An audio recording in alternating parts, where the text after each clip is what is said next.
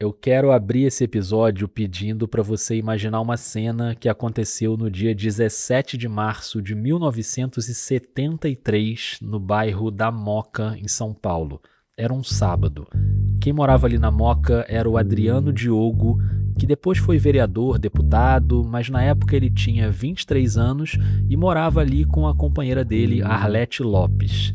Os dois tinham sido estudantes da USP e eram militantes da ALN, a Ação Libertadora Nacional, que foi uma organização de luta armada contra o regime militar durante a ditadura.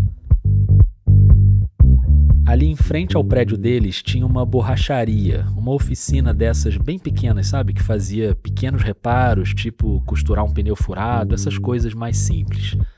Chamou a atenção do Adriano um carro da marca Ford que ficou ali na borracharia durante quase uma semana com as rodas desmontadas. Era estranho porque ali eles não faziam esse tipo de serviço mais complexo de desmontar carro e a movimentação estava esquisita. E a gente via que tinha gente lá dentro da borracharia observando aqui e a gente olhava pela janela. Essa é a voz do Adriano. Naquele sábado ele tinha saído para dar aula, aí ele voltou para casa só para tomar um banho e de lá ele ia com a Arlete para a USP. Antes disso, militares saíram de dentro da borracharia e tocaram a campainha. Eles entraram, me prenderam, me chutaram, eu estava sem roupa, tive que pôr uma cueca assim correndo e tomei uma coronhada de metralhadora nesse olho. O Adriano e a Arlete foram algemados e arrastados para um carro, não aquele da borracharia, um outro carro que já estava parado em frente à garagem. Dali eles foram levados até a sede da OBAN. OBAN era a Operação Bandeirante, um centro de investigações do regime militar responsável por identificar, perseguir e torturar opositores da ditadura. Quando eu cheguei lá, eu fui recebido no pátio ainda, naquela delegacia da Rua Totóia, por um cara muito louco, muito alterado. Ele tirou meu capuz e eu fui apanhando o caminho todo. Ele tirou meu capuz, ele estava muito nervoso.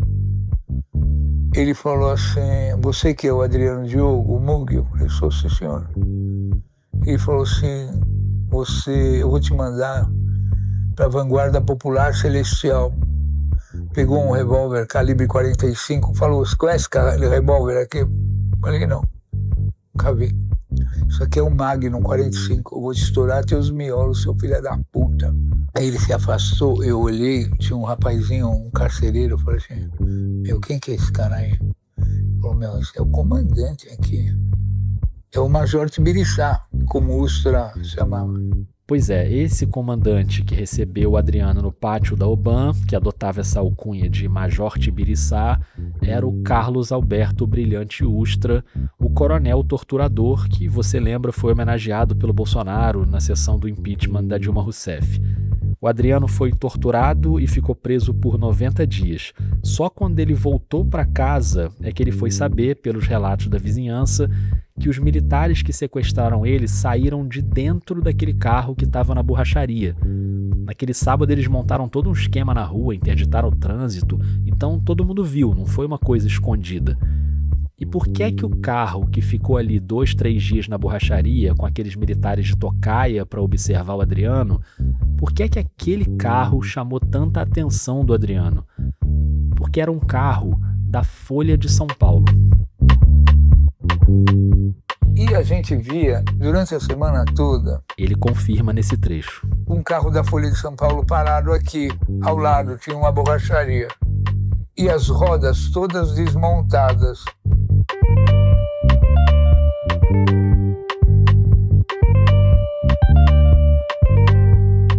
Eu sou o Rodrigo Alves, esse é o Vida de Jornalista e nesse episódio você vai entender como o Grupo Folha agiu a serviço da ditadura, não só editorialmente, como a maior parte da imprensa brasileira, né, mas também materialmente, inclusive com a contratação de integrantes das Forças Armadas que trabalharam dentro das redações e com o empréstimo de carros do jornal, não carros de reportagem, mas os carros que faziam a distribuição dos jornais, aquelas caminhonetes com carroceria, sabe? Que as portas também abrem pela traseira. Esses carros da Folha foram usados pelos militares para espionar e sequestrar opositores do regime, para levar essas pessoas para locais onde elas foram eventualmente torturadas e assassinadas. Essas informações estão numa pesquisa historiográfica muito rigorosa feita durante 2 anos, baseada em fontes documentais e 44 entrevistas, incluindo vítimas diretas, testemunhas, pessoas que trabalhavam no Grupo Folha e até agentes do regime militar que confirmam as histórias. O resultado desse trabalho é o livro A Serviço da Repressão, Grupo Folha e Violações de Direitos na Ditadura, assinado por 6 pesquisadores. Eu vou falar aqui o nome de cada um deles. Ana Paula Goulart Ribeiro, André Bonsanto, Joelle Ruchot, Lucas Pedretti, a Amanda Romanelli, que já teve aqui no Vida no episódio sobre coberturas olímpicas, e a Flora Daemon, que é professora de jornalismo na Universidade Federal Rural do Rio de Janeiro e na Universidade Federal Fluminense. A Flora foi a responsável pelas entrevistas da pesquisa e é ela que vai estar com a gente aqui nesse episódio. A pesquisa, inclusive, já gerou uma série documental em 4 episódios, uma série chamada Folha Corrida, dirigida pelo cineasta Chaim Litevski e exibida pelo portal de jornalismo ICL. A voz do Adriano Diogo, que você ouviu na abertura, é um trecho desse documentário e a gente ainda vai ouvir outros trechos aqui. Mas antes, deixa eu dar as boas-vindas e agradecer a Flora. Imagina, eu que agradeço, Rodrigo, assim, pra gente é uma alegria muito grande poder realmente falar sobre esse tema, porque a gente sabe o quanto ainda é um tabu falar sobre empresas de comunicação, né, jornalistas, dirigentes do ramo da imprensa. Então, a gente sabe que a gente não vai caminhar direito enquanto a gente não fizer esse dever de casa, né. Falando nesse dever de casa, só para a gente já deixar bem claro logo no início, a pesquisa é sobre o que aconteceu no Grupo Folha na época da ditadura. Hoje a Folha é um jornal que vira e mexe recebe críticas por outros motivos, mas isso também não exclui o fato de que é um jornal importante e tem muita gente boa trabalhando lá hoje. Então, na verdade, desde aquela época, tá, Rodrigo, assim, naquela época você tinha jornalistas que eram absolutamente competentíssimos, né, que são as nossas referências no jornalismo brasileiro, muitas delas, né, então isso não apaga todo o histórico dessas figuras e as suas trajetórias no jornalismo brasileiro, que foi possível graças à Folha de São Paulo, né. Essa contradição ela continua, né, a Folha a gente não apaga o valor da Folha, os momentos luminosos da Folha, em função dos momentos tenebrosos dessa empresa, né. Então, por isso que a gente está falando aqui de uma responsabilização empresarial. 2 dirigentes do Grupo Folha, né. Otávio Frias de Oliveira e Carlos Caldeira Filho não estão mais vivos? Não estão mais vivos, mas a empresa ainda existe. E a empresa ainda existe da forma como ela existe, porque ela colaborou com a ditadura. Ela foi beneficiada a partir desse contexto. Ela adquiriu várias outras empresas do ramo da comunicação, inclusive, que estavam enfraquecidas no contexto político da época, a exemplo da TV Excelsior, a exemplo do jornal Última Hora, a exemplo da Companhia Litográfica Ipiranga, né. Então tudo isso foi fazendo com que o cofrinho do Grupo Folha engordasse, não por conta da competência de gestão específica dos 2 dirigentes, né, mas fundamentalmente porque essas empresas estavam inviabilizadas, porque elas eram tocadas por pessoas que eram do campo progressista e que foram contra o golpe, né. Então, quem foi beneficiado objetivamente com esse contexto? A Folha de São Paulo, né. Então, assim, a gente precisa olhar essa história com muita tranquilidade. Falar que a Folha durante os anos 60, dos anos 70 e parte dos anos 80, né, o mais final dos anos 70, estava profundamente alinhado com a repressão, não faz dos jornalistas que atuaram nessa empresa pessoas que estavam alinhados com a ditadura. Muitos deles estavam inclusive resistindo e muitos deles nem sabiam da totalidade desses processos do colaboracionismo da empresa com a ditadura. Hoje, eu sabia que isso ia acontecer, eu confesso que eu imaginei que isso fosse acontecer, né, a gente teve retornos muito interessantes por parte de figuras do jornalismo, grandes figuras que para mim sempre foram referências, que falaram com a gente, né, evidentemente que não publicamente, por esses detalhes, esses melindres que a gente sabe que existem no nosso campo, né, que falaram: "Eu não tinha ideia do tamanho do problema.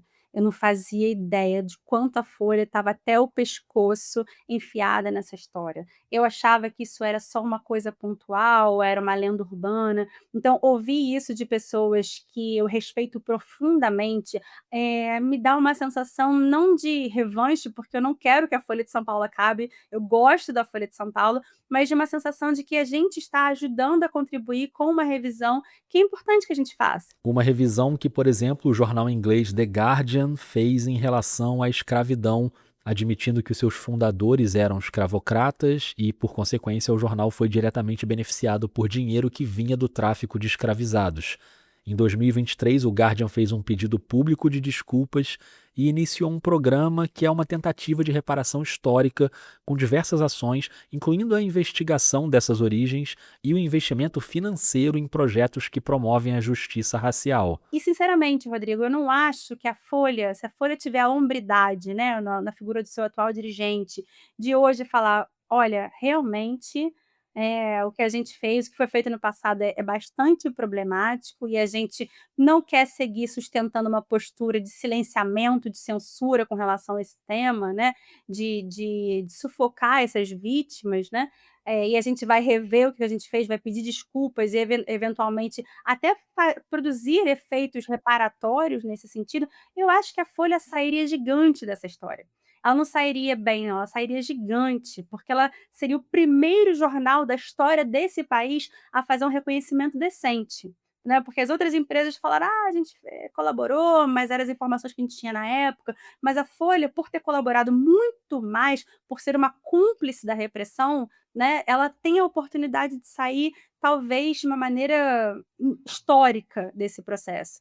Então a minha esperança é que a gente saia maior e que a Folha entenda que essa é uma oportunidade para ela também sair do tamanho que o Brasil merece.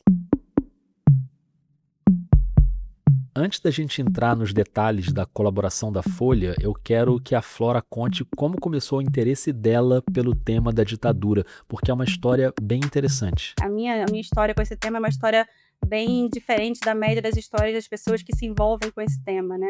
Eu não tenho nenhum familiar que foi preso, político, não tenho nenhuma vítima muito próxima de mim, né, além de amigos dos meus pais, por exemplo, mas eu tive na minha família um agente da repressão, né, era o meu tio-avô, que era o marido da minha tia-avó, na verdade, né, e ele era um agente da repressão que participava da invernada de Olaria, para quem é do Rio de Janeiro, isso é muito significativo, né, que era um grupo de extermínio ligado à polícia carioca, enfim, ele era uma pessoa que cometeu tantas atrocidades durante o período da ditadura que ele conseguiu a proeza de ser expulso da polícia militar durante o processo repressivo, né.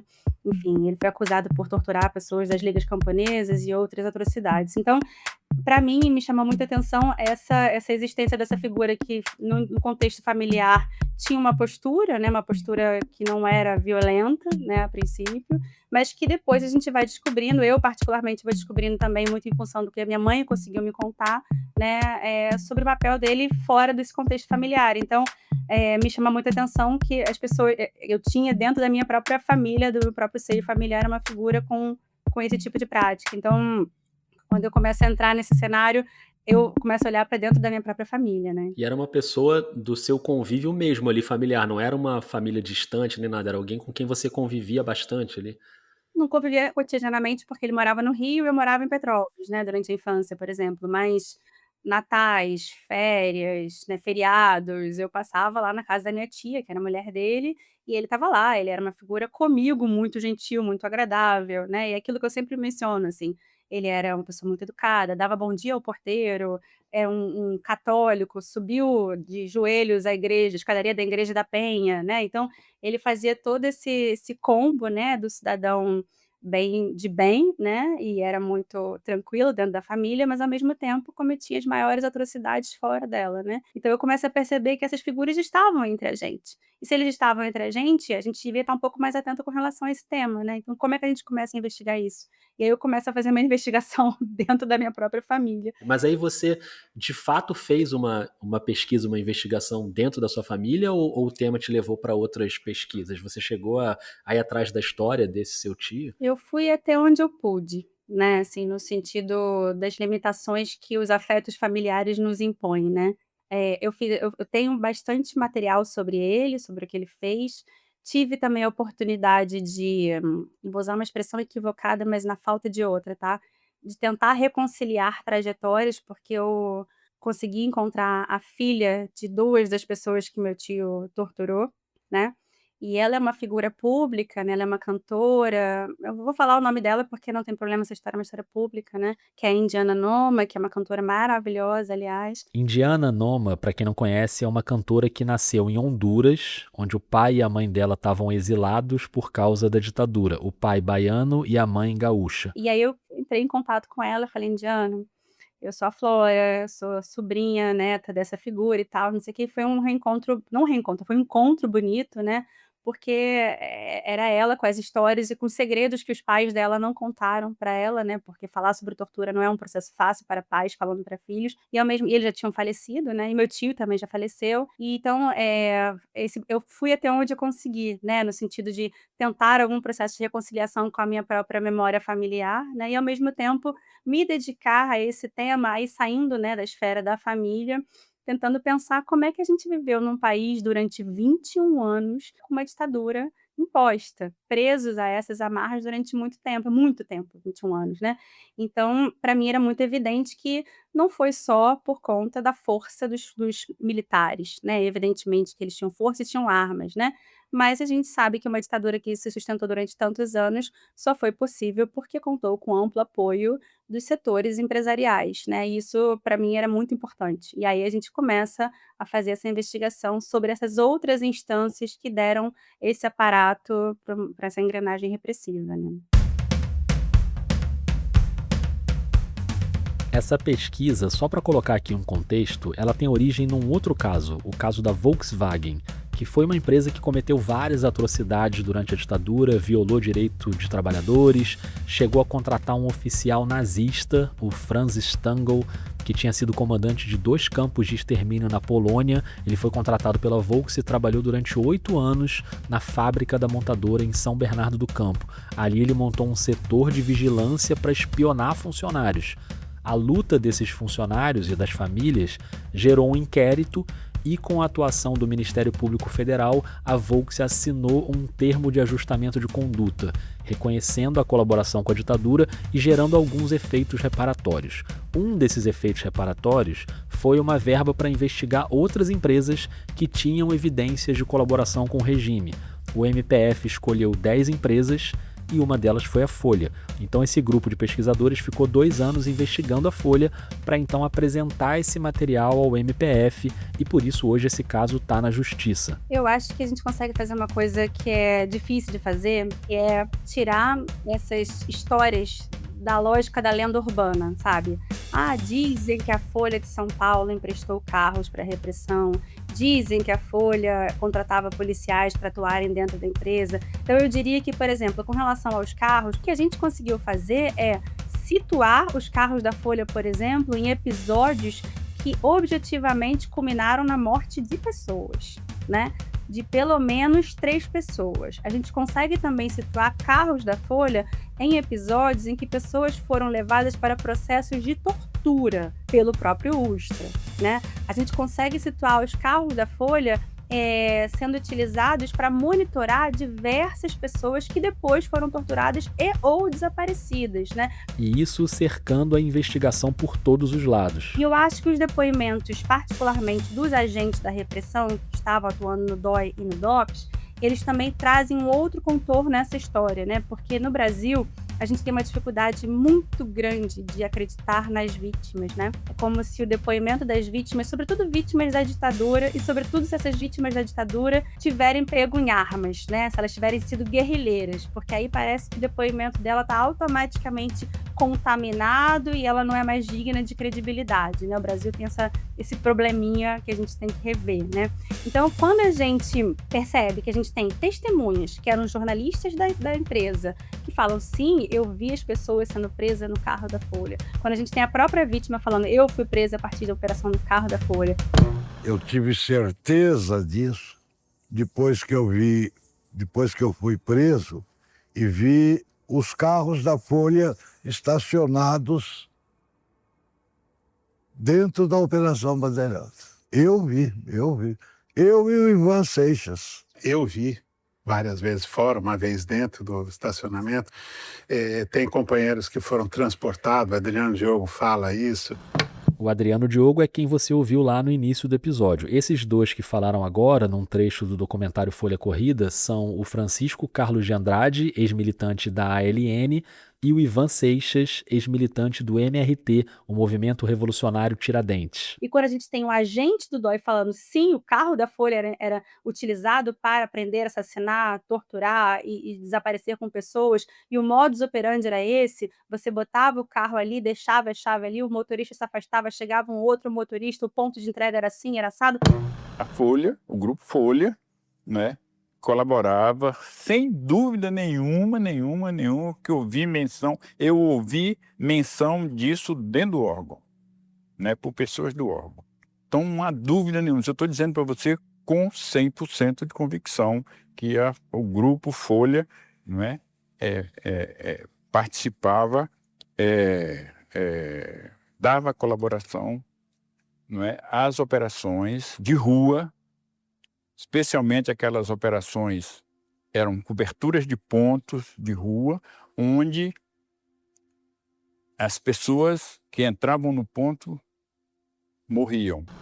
Esse é o ex-sargento Marival Chaves do Canto, que trabalhou no DOI-CODE, depois ele deixou as Forças Armadas e se tornou um dos principais delatores de torturas e assassinatos na época da ditadura. Quando ele descreve tudo isso, eu fico um pouco na dúvida sobre qual é a nossa dificuldade de acreditar na gravidade desse episódio, né? Desse processo, né? Que era contínuo. A gente tem que sempre pensar, né? O que significa um jornal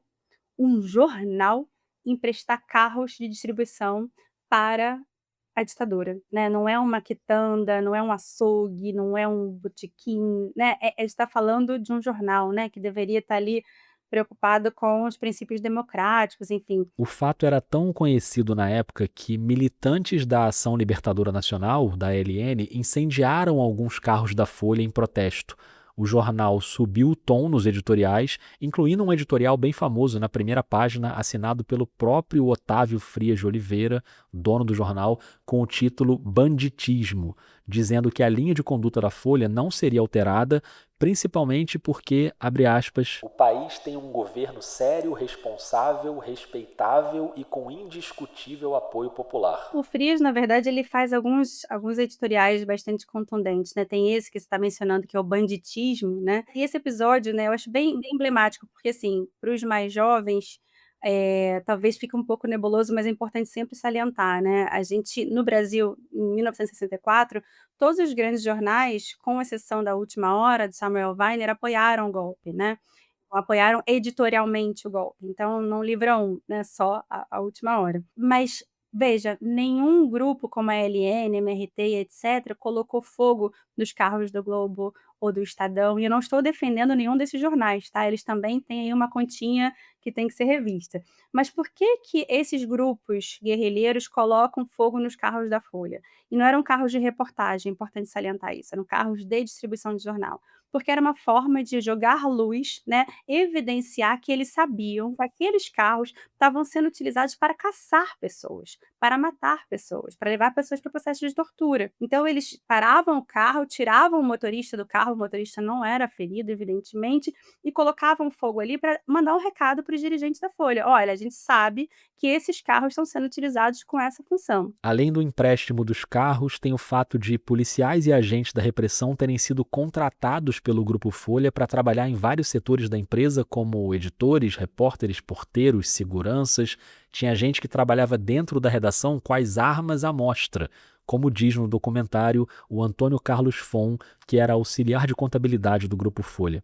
O pessoal da Folha da Tarde, os milico, os coisas do DOI-CODE, da gente do DOI-CODE, na Folha da Tarde, trabalhavam com metralhador em cima da mesa. E eu acho também que a gente conseguiu trazer nomes de policiais, né, muito importantes nessa investigação. Por exemplo, os irmãos Quais, né? Eduardo Quais e Roberto Quais. A gente consegue comprovar que os dirigentes do Grupo Folha contrataram 2 importantes delegados do DOPS de São Paulo, ligados ao grupo do Sérgio Paranhos Fleury, para estarem ligados diretamente ao gabinete deles, com sala dentro da Folha, com secretária, com telefone, com toda uma estrutura empresarial a seu serviço. Os irmãos delegados vigiavam jornalistas do grupo e denunciavam para a direção. A pesquisa relata alguns casos. Eles também faziam pessoalmente a segurança da família Frias, escoltavam os filhos do Otávio Frias de Oliveira até a escola. O Edward Quais, que era o chefe de segurança, era uma presença constante na empresa, todo mundo sabia.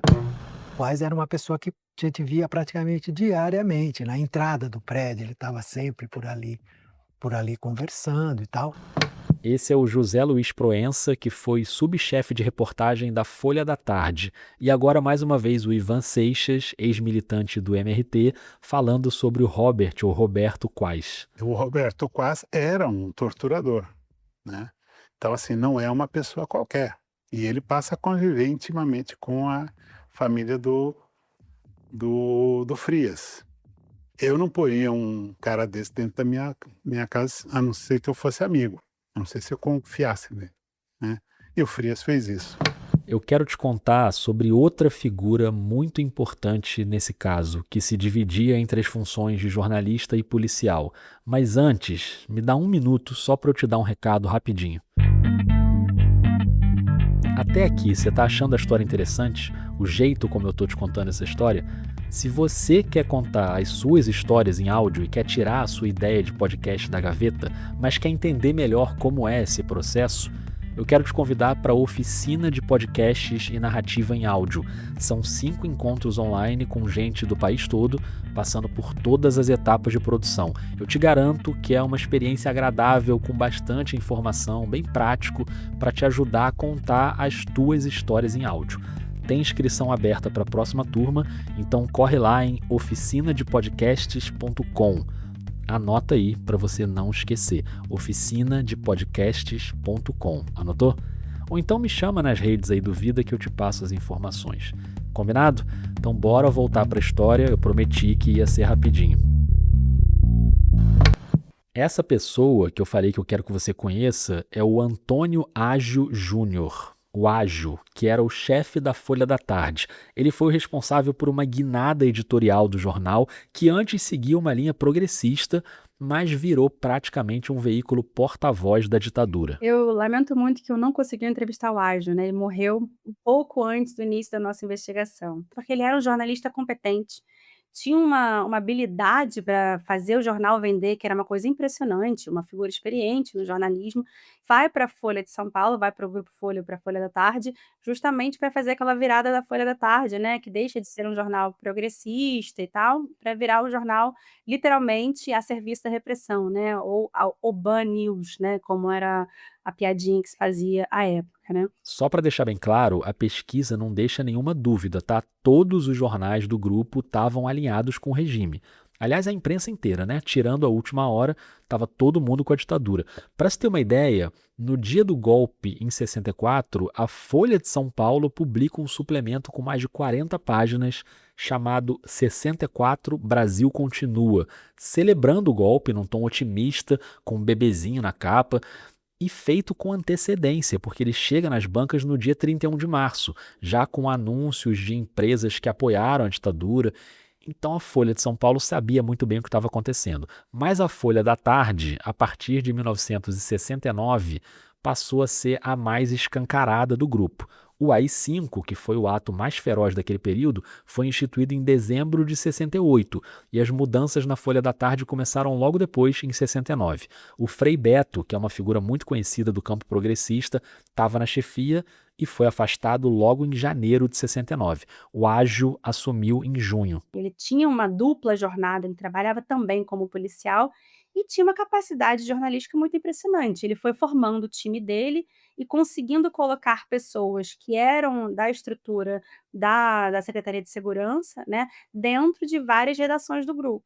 todo mundo fala, né, a Folha da Tarde virou o jornal mais problemático do grupo, mas a gente consegue mapear na nossa investigação que tinham, jornalistas policiais, ou melhor, policiais atuando como jornalistas em todas as redações do grupo. Então o Ágio, ele tinha um papel central, porque ele tinha um contato direto com, ele não gostaria que eu falasse isso, mas enfim, com o baixo clero da ditadura, né, ele não falava direto com os generais, mas toda essa parte do DOPS, ele tinha um acesso bastante facilitado por conta dessas relações que ele tinha como policial. Ele tinha um cargo na Secretaria de Segurança Pública de São Paulo como assessor do delegado Romeu Tuma, que era assessor do Sérgio Fleury, delegado do DOPS paulista e uma das figuras mais violentas da ditadura.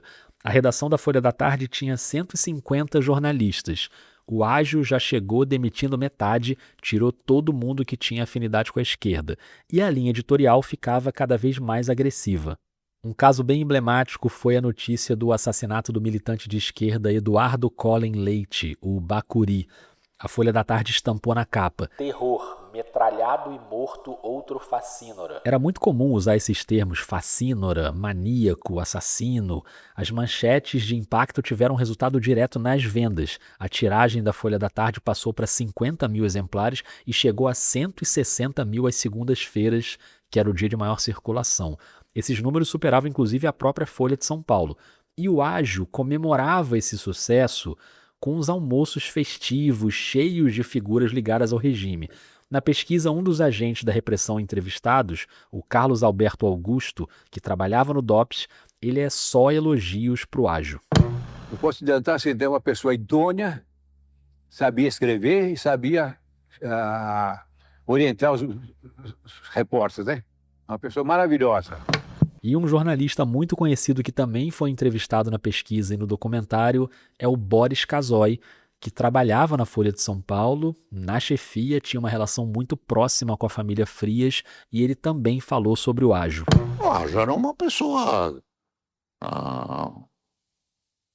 que cumpria os propósitos que tinham sido traçados para ele.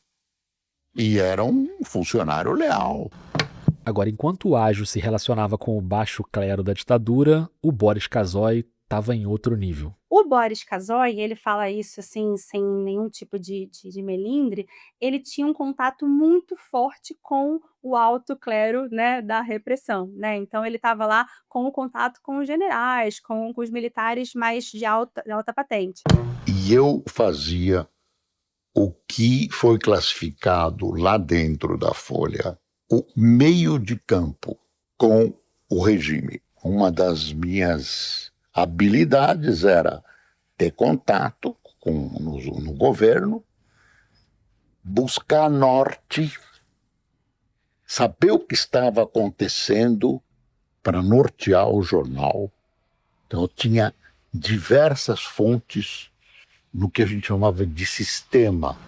Essas duas figuras faziam esse meio de campo, né? O Ágio com o DOPS, digamos assim, e o Boris Casoy com as figuras mais poderosas, né? Então a Folha se cerca de duas figuras importantes que tinham contatos, né, em rede com a engrenagem repressiva, para que tudo fluísse sem nenhum tipo de problema. São dezenas de policiais contratados, dentre eles policiais do alto escalão do DOPS, a perseguição de jornalistas. Então, acho que se coloca a Folha num processo bastante delicado que precisa ser tematizado por todos nós. Não porque a gente quer acabar com a Folha, tá? Eu sou uma leitora diária da Folha de São Paulo, mas ainda assim eu reconheço que a Folha deve prestar conta e se reparar pelos danos que gerou à sociedade brasileira e, fundamentalmente, ao entendimento do que é a ditadura, né, nesse país.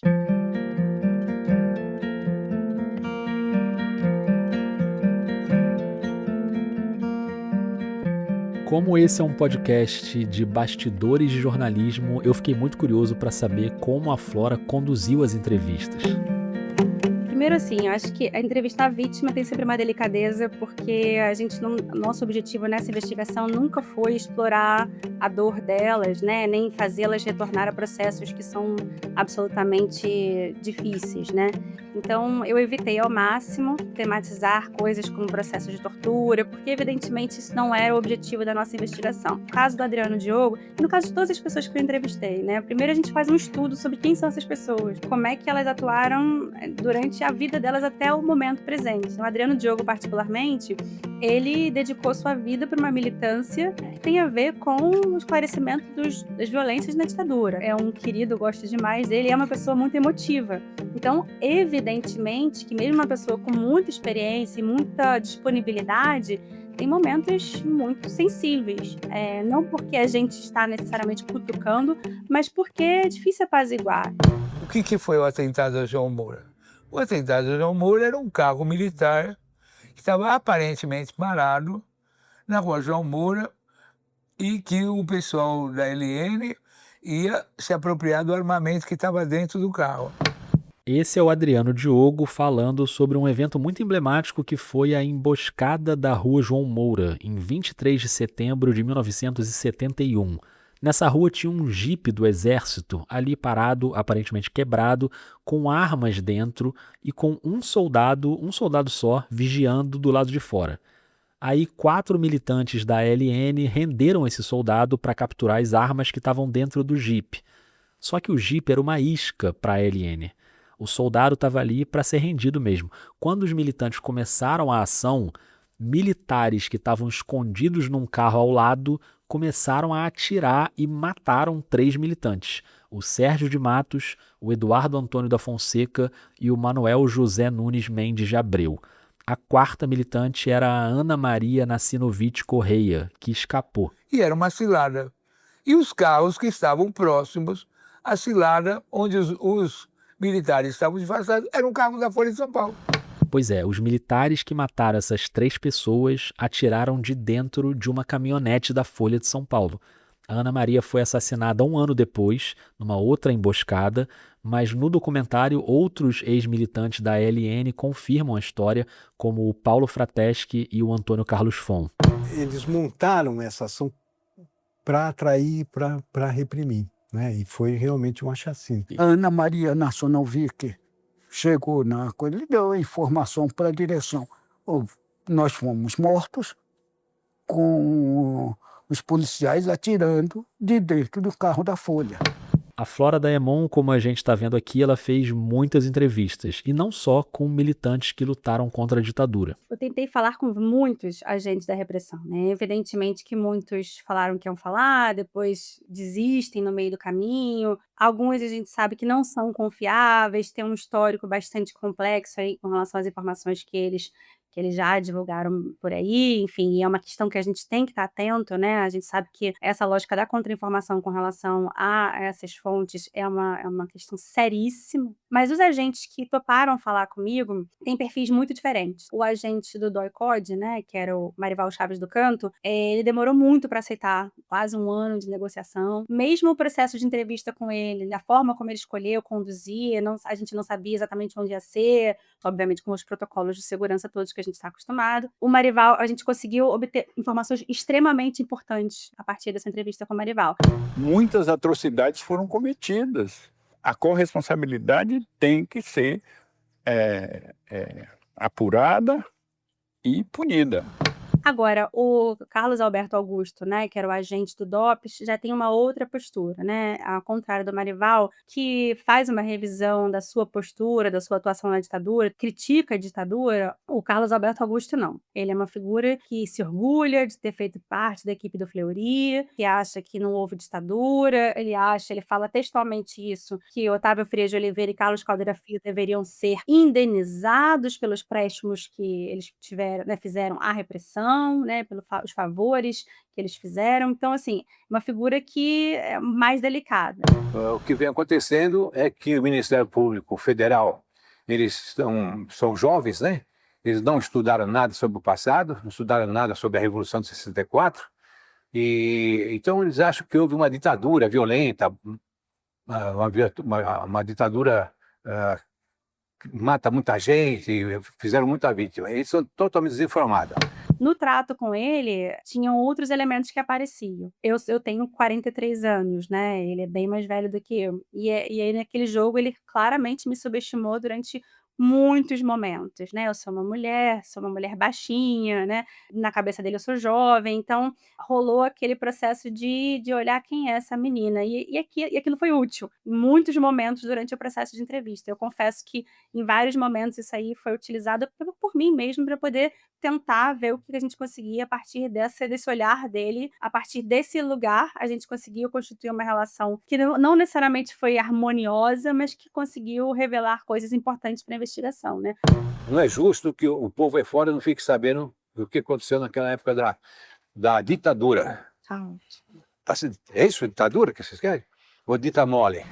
Assim como o próprio Boris Casoy, que não é um agente da repressão, mas que é uma figura que tem ali alguns acúmulos de denúncias, supostamente ter feito parte do comando de caças comunistas, do CCC, que deu uma entrevista para a gente muito gentil, né? Eu era de direita, eu diria da direita civilizada. Eu era anticomunista, no sentido técnico da palavra também.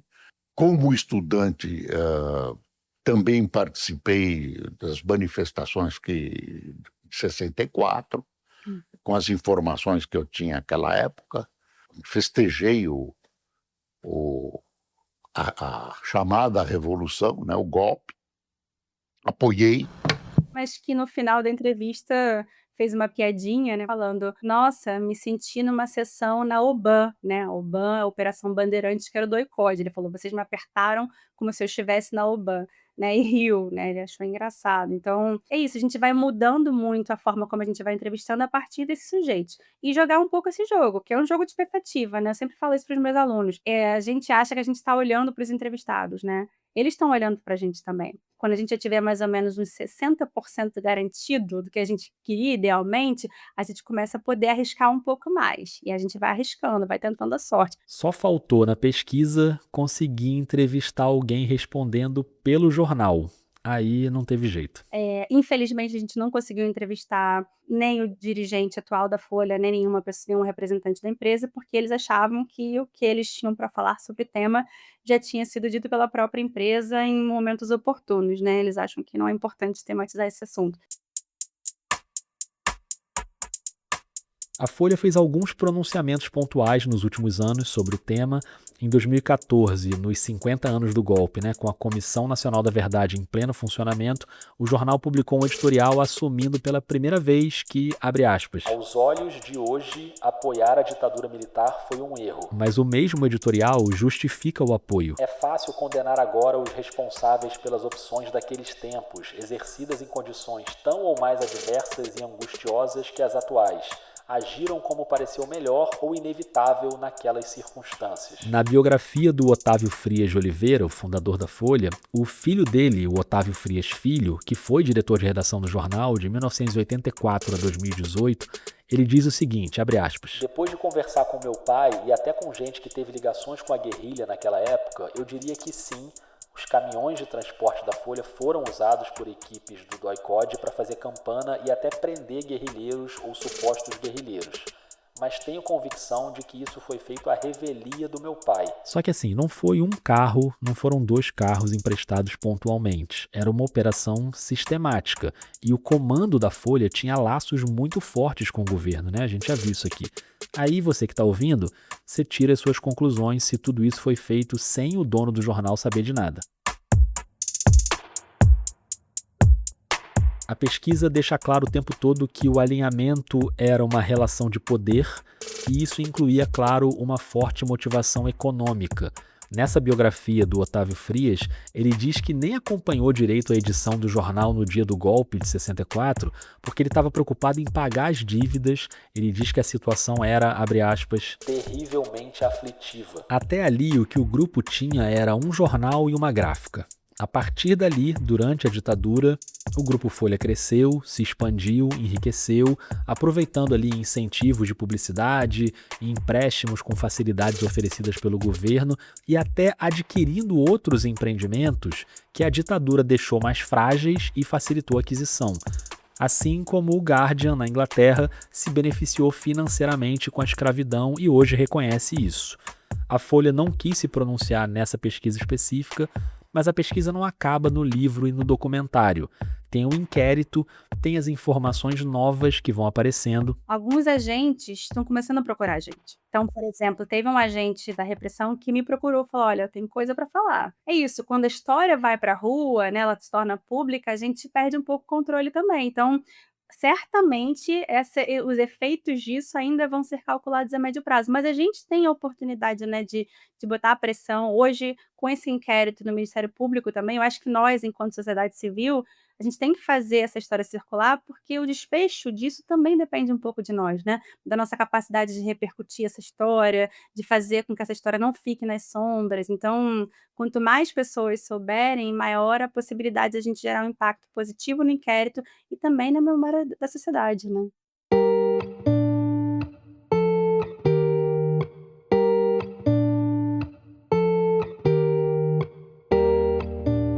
Eu sou o Rodrigo Alves, esse é o Vida de Jornalista e eu queria agradecer demais a Flora Daemon e a todas as pessoas envolvidas na pesquisa. Tá bom, obrigada, Rodrigo. Se tudo der certo, esse é o primeiro de 3 episódios seguidos do Vida sobre ditadura e jornalismo. Nesse episódio aqui, você lembra que a gente citou o torturador Carlos Alberto Brilhante Ustra, né? No próximo episódio, você vai conhecer a jornalista que, aos 26 anos, entrou na casa dele, sentou na sala dele e fez uma entrevista com ele por quase 3 horas. Era como se fosse uma sala de estar, assim, mas havia uma mesa no centro, onde eu deixei o gravador. Eu estava sentada de um lado e o Ustra estava como se fosse assim à minha direita, e com o gravador ali entre nós. Você vai saber como é ficar tão próxima e fazer perguntas muito duras para o homem que foi o maior símbolo da tortura no Brasil. Se você chegou até aqui é porque você gosta de investigações, de temas profundos, então a dica da Rádio Guarda-Chuva hoje é o Escafandro, podcast do Tomás Chiaverini, que você já deve conhecer. Tomás já passou por temas relacionados à ditadura, inclusive no mês de maio ele publicou um episódio num formato diferente, que é uma conversa com a grande jornalista Juliana Dalpiva, uma conversa gravada no Festival Literário de Poços de Caldas. E um dos temas desse papo é exatamente o desafio de entrevistar torturadores. Juliana conhece muito bem o tema, investiga questões da ditadura e lançou recentemente o livro Crime Sem Castigo, sobre o assassinato e a ocultação do corpo do Rubens Paiva. Então é isso. Se você gostou do episódio e acha essa pesquisa sobre a Folha de São Paulo importante, compartilha por aí, manda nos grupos, posta nas suas redes marcando Vida, deixa um comentário no Spotify se você ouve no Spotify, avalia com as estrelinhas, tudo isso ajuda muito a chegar para mais gente. E eu te encontro de novo daqui a 2 semanas. Um beijo, um abraço e até mais.